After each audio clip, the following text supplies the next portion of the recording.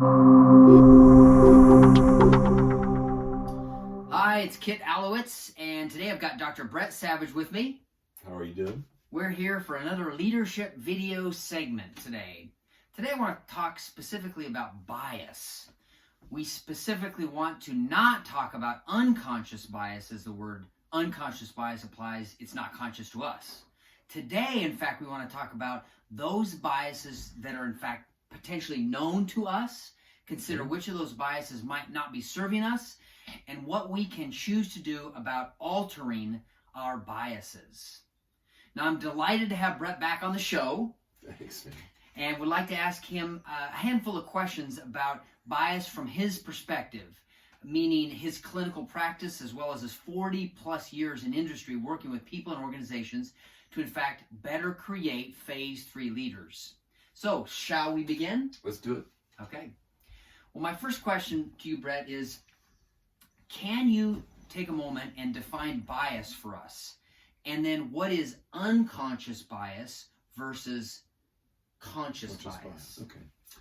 For our purposes, a bias is a belief, a presupposition, an attitude, a claim that I know something before I look at something. Most of us are fairly aware that the biases we hold, because we know what we believe, we sort of get a sense of what we know. And it would be those attitudes, those presuppositions, those assumptions we make that we hold, and we'd be conscious of them in the point that we could tell somebody about it. And we'll use an example in a minute. An unconscious bias would be something that is so normal and so natural to me, I never question it. I don't think I really believe that. And something's got to happen to rock our world to realize, oh, I guess I did believe that. I guess I did have that bias. That's when you know it was probably not very conscious all along. Okay. Does that help? Yep, I like that. I like that a lot. So that brings up maybe a second question I've got for you and our audience today. If we didn't have biases, would we be able to see or experience anything? Yeah, it's interesting. You use a bias to even ask me the question. You use a bias we both share, the English language. I have to know English in order to appreciate what you've just said, to understand anything. Before you ask it, you had to know English, and you had to know English on that end to even understand what we're talking about. So the bias is that knowledge or that information, that assumption, that presupposition even, that occurs before, and that way this makes sense to us. Now I forgot the question. That's okay. If we didn't have bias, that's it. Yeah. Would we be able to see or experience anything? Yeah, so we have to have a bias in order to understand and even ask these questions. I think the answer would be no. Let me give you an example. Helen Keller, when Annie Sullivan came to her and would spell words into her hand because she couldn't see and she couldn't hear, Helen later on in the book describes it as she thought it was a finger game when Annie would spell W-A-T-E-R into her hand. Now, if you're a sighted person but cannot hear, you see W-A-T-E-R.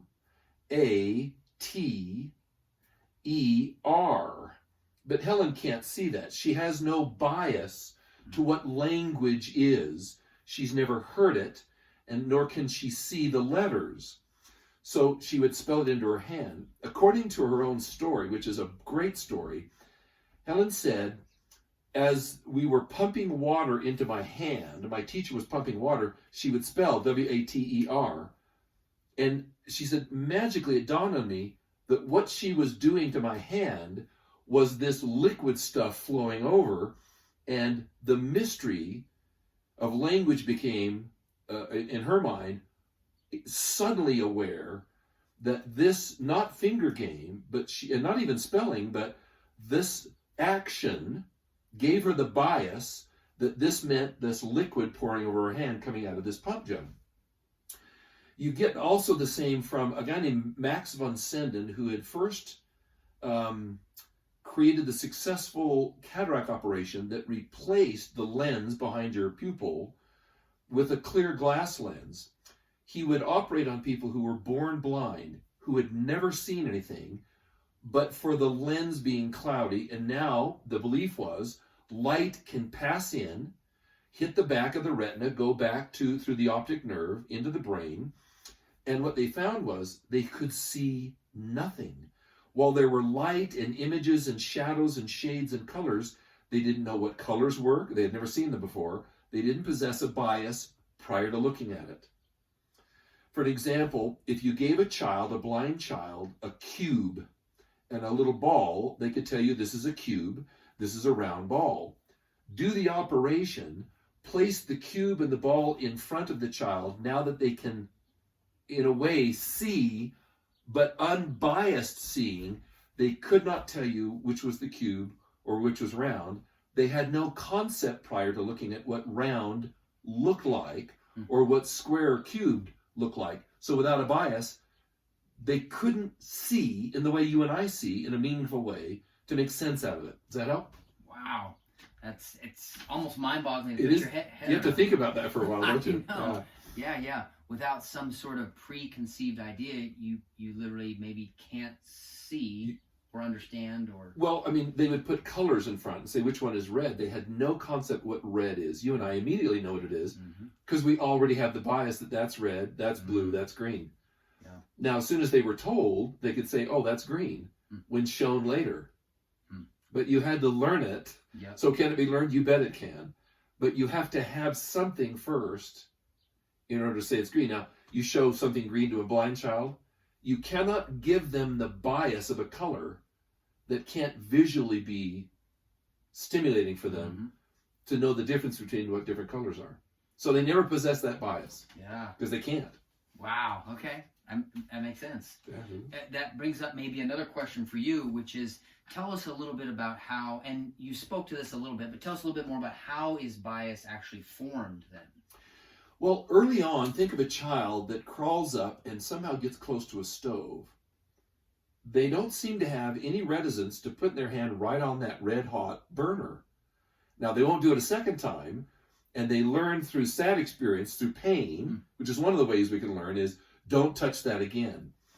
You learn by people speaking to you. We pick up language as children, and while we can't remember, because it was so long ago, the automatic bias of English language, or whatever any other language you might have, that bias renders the world meaningful. The experience of touching it renders it meaningful. So bias is learned, and the nice thing is it means it can be unlearned. A lot of the coaching I've been doing is change how you see your contribution value from doing it yourself to doing it through others and with others so that you can get a bigger leverage kind of multiplier effect on that. For many, intellectually, it was, okay, I see that, but to actually begin to behave differently according to that new bias of working through people, it's tougher than it seems. Because the bias doesn't exist quite yet. That makes of sense. being phase 3. It's like, yeah, phase 3, but what does that look like when I actually act and think and speak? And it's marvelous to watch them do it. Wow. Well, that probably brings up the question, that the next question, and maybe this will be our final question for this video, is you mentioned that bias, if it's learned, can be unlearned. Can a bias be changed or dropped or altered? And if so, how do you go about doing that? Think of the child touching the hot stove. It learns right away not to do that again. The bias is formed as there's danger, something's burned or something hot.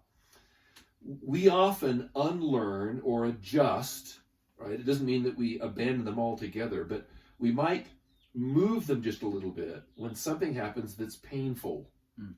You get some feedback that says, you're a micromanager. No one I've ever worked with believes prior to that feedback that they're a micromanager. But seeing one person after the other saying, yeah, they kind of are controlling and micromanaging, it's like, maybe I'm a micromanager. And so it's not that I'm a horrible manager, I'm a bad manager. It is when it comes to that one piece, I adjust and say, maybe I could back off a little bit and not be so micro about what I'm doing. So it can be adjusted. it can be abandoned altogether. And have you ever had an experience where you believed something and you went, wait a minute, I just attended a class where some evidence, some study was shown that totally contradicted all of this. Case in point, years and years, decades, it was believed that ulcers were caused by, you all know the answer, stress. So reduce your stress, the ulcers go away. The belief was, here's the other bias on top of that. The bias on top that ulcers are caused by stress is that bacteria, which causes so many other physical problems, can't exist in the stomach because of the high acid content, until they found some bacteria that lived in stomach acid. So all of a sudden the bias is bacteria can't live in acid, hydrochloric acid. Yes, they can. Then it was maybe the bacteria are causing the ulcer. They did. And so the treatment for ulcers isn't reducing stress, it's antibiotics. And the ulcer goes away. So a series of biases bumped up against each other.